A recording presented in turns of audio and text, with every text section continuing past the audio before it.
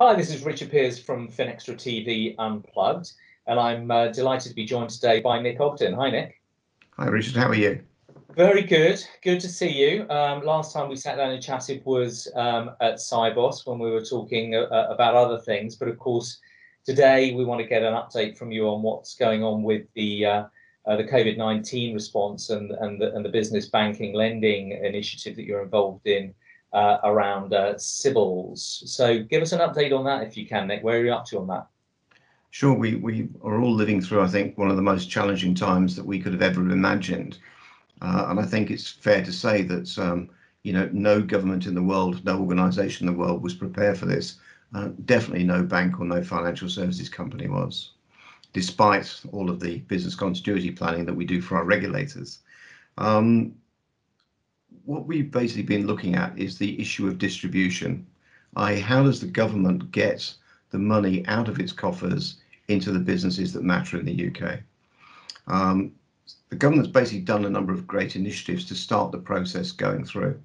But the problem that it's gone down is it's used the historic banks to help channel the Cybils loan scheme in particular in a way that hasn't been efficient. And there's some interesting stats, I think, that show why this isn't quite working.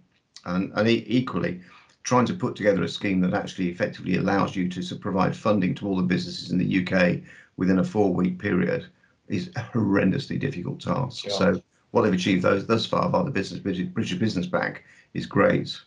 But I think that, statistically, they've had, I think, 500,000 claims from businesses under the job retention scheme. So that tends to indicate that there's about 500,000 plus businesses in the UK looking for financial support at this moment in time. Set against that, we believe that they've issued about 20,000 Cybil loans to date. And so you can start to see that there's a mismatch between those organisations that are furloughing their staff. And the reason why they're doing that is they're trying to keep the DNA of their business going whilst we go through this medical crisis. And in relation to that, furloughing staff is one part of it, but you've got all of your other operational costs as well. This week, they've announced bounce back loans, again, 100% guaranteed, which is a change from the original approach that was taken. Cybils are 80% guaranteed. And again, that's great initiative. And the but is £50,000 doesn't quite do it.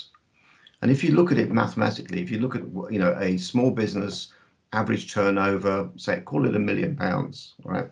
Many businesses turn over less than that. And then it makes it more dramatic. But if they're making a 20% profit margin, all right, that's going to mean that every month they've got about £67,000 worth of costs to cover. Rent, staff, stock, all of the normal things that a business has. If you assume they furloughed some of their staff, let's just assume that that's half their costs. So they're down to £35,000 a month of fixed costs that they have to maintain. If they're not selling anything, stock will be stable. But it's very, very easy to see that if they are still trying to trade that business and they've got some stock going through that, a £50,000 cash injection, which these loans are designed to support cash flow, gives them only 6, 7, 8 weeks of additional runway. And, nobody in this country believes that the economy is going to be back to where it was in 6, 7 or 8 weeks' time. Right. And would they be able to sort of say, look, we're dripping this out and just, we'll turn that up at a later stage? I mean, the number is an issue, but for you, isn't it also more fundamentals? It's distribution through the alternative lending system. It's the cost of capital. They could turn 50 to 100, I guess, some way down the line if they felt they needed to. What we looked at this, and I was very, very fortunate that, I founded Clearbank, so I've got a clearing bank sitting on one side, and I'm non-exec chair of funding options, so I've got a funding aggregation lending business sitting on the other side. And so what we've done is try to bolt those two together to provide a distribution channel. As you say, the liquidity is not getting into the market, and I'll come on to that in a second.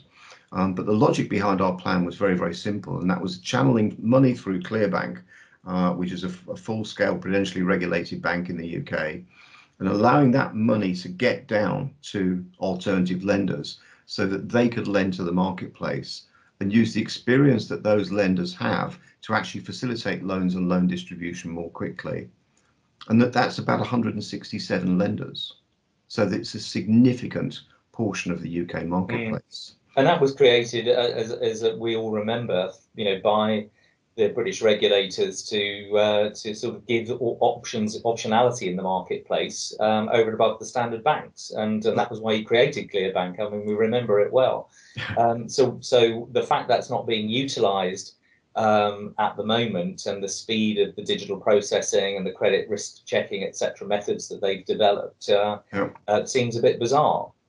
I agree. I think the problem is that, everybody's working in a panic environment, a crisis environment, and that's very, very tough, very, very tough.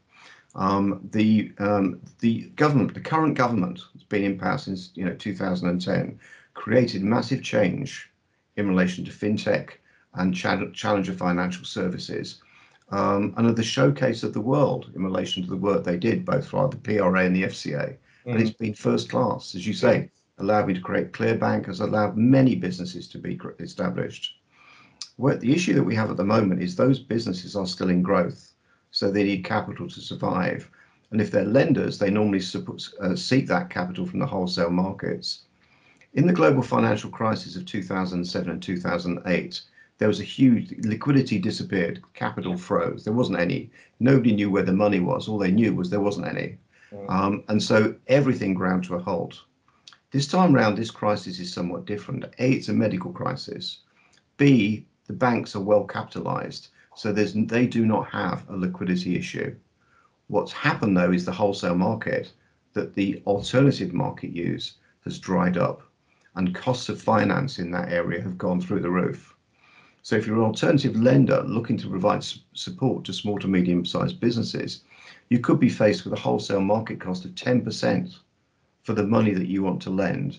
And by the time you've added your costs on board for that and the servicing costs, you're looking at about 16 to 18% for a loan to support a business. Well, that doesn't work. A, the business can't afford to repay it, and B, you'd be regarded by the government as being usury in relation to trying to do something to help the crisis that we're all in. So it's not a sob story for the business that you represent. I mean, it's saying you want to help the businesses that need the liquidity, but basically you've got to be given a sort of an even playing field to be able to then turn on that powerful muscle that was created by the British banking institution, if you like, the FCA and so forth, to work in this kind of environment. Well, Rishi Sunak announced that, eye-watering number of 330 billion going in to try and sort this mess out. Massive number, 10 out of 10 for that, taking the initiative and getting to grips with it. But the time it's taking for that money to move into the marketplace to have an impact is not quick enough to save many businesses from failure.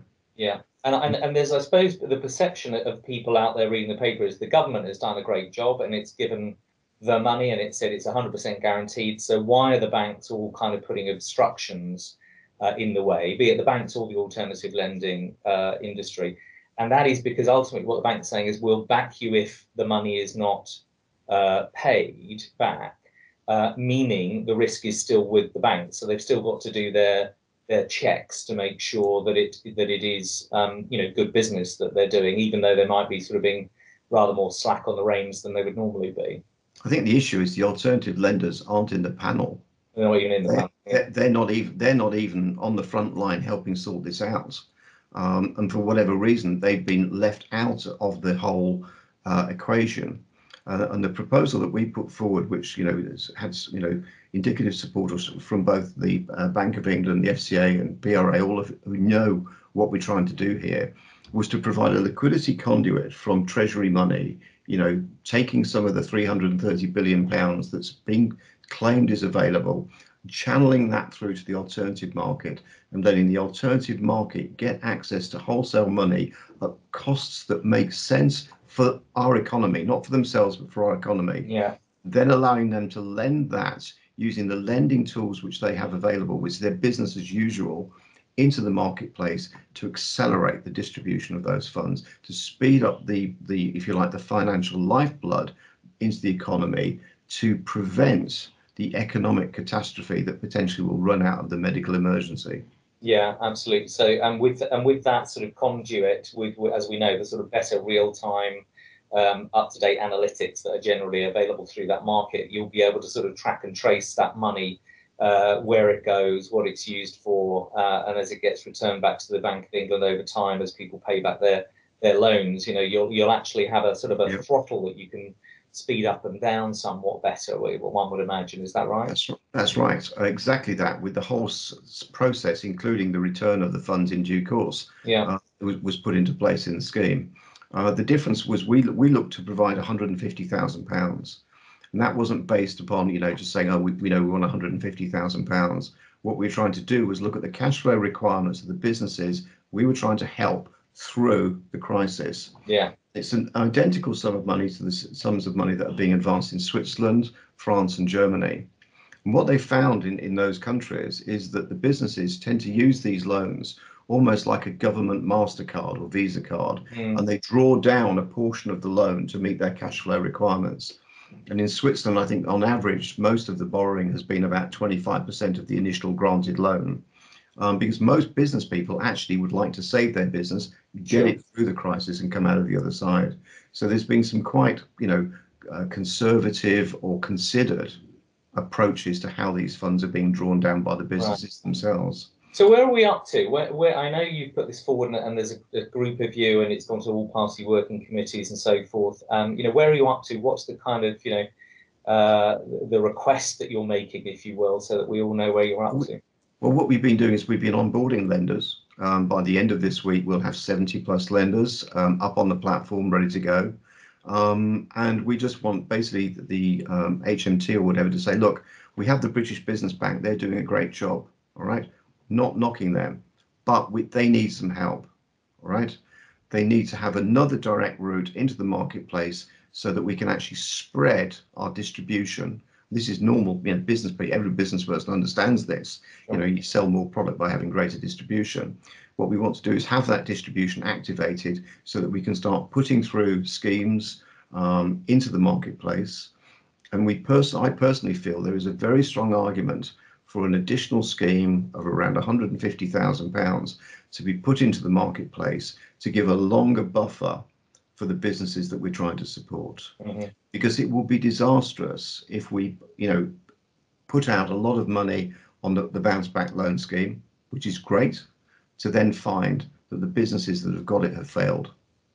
Absolutely. If that is what happens, that money should have been given as a grant, and the money should have been given to local authorities to distribute to businesses that they had some knowledge over. Absolutely.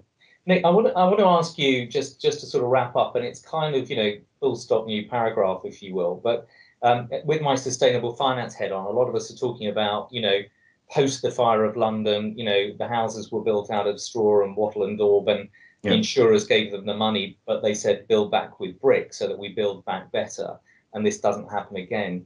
The last thing we want to do is add a burden to people at this time of reporting and responsibility. But is there some clever caveat that, you know, if you're getting these loans, what we'd also like to see is that, you know, you're taking into account climate change and the natural environment and so forth. You know, as there is a lot of regulation coming that way anyway, can you tie these together, or is that just, you know, almost a crass thing to say?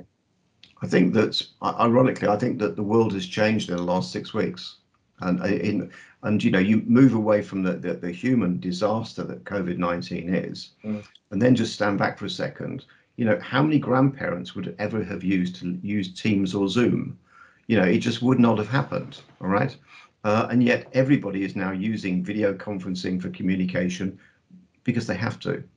How many businesses have now distributed their teams, and their companies are operating from homes across the United Kingdom and wider afield? And they're actually finding that it's working, and the efficiency that they're getting is greater. And one of the things that we've been going on for years about in the UK is productivity is low. Well, it is low if you spend 3 hours a day on a train and the underground going to an office to sit in an office, when actually you find that you do far more work when you're sitting at home. It's more enjoyable. So I think that there will be a natural change, and certainly within the portfolio of companies that I'm involved in, we've already started that process to reduce our London sites, to reduce back our costs in relation to building costs and all the rest of it, travel costs. They will have a positive impact on the environment. I mean, last week, you'll know this, last week there was a report saying that the skies got bluer. Well, it's sort of one of those things you think, hang on, check the date again. Are we back at April the 1st? But it's true. And if you look at some of the reports that are going on around the world on social media about the Ganges becoming clear, about the Himalayas becoming visible, everybody's starting to experience a different world, which they probably have never experienced. Yeah. And so I think that I agree that sustainability, moving to a way that we protect our planet, is likely to be an automatic outcome of this crisis. So I think you're going to get that effect happening because of the way that people actually find that they can live and choose to change the way that they work and live in a way that's better for them, ironically better for the businesses that they work for, and finally far better for the planet we all live on. Amazing. Well, a fantastic point to stop on. Thanks for focusing on obviously the immediate crisis and the need for liquidity as you've described, but also let's think about that sort of further horizon as well. So Nick, thanks for today. We'll talk again, I'm sure. This is going to be a running story. So appreciate your time. Richard, thank you very much as usual. Cheers. Cheers now.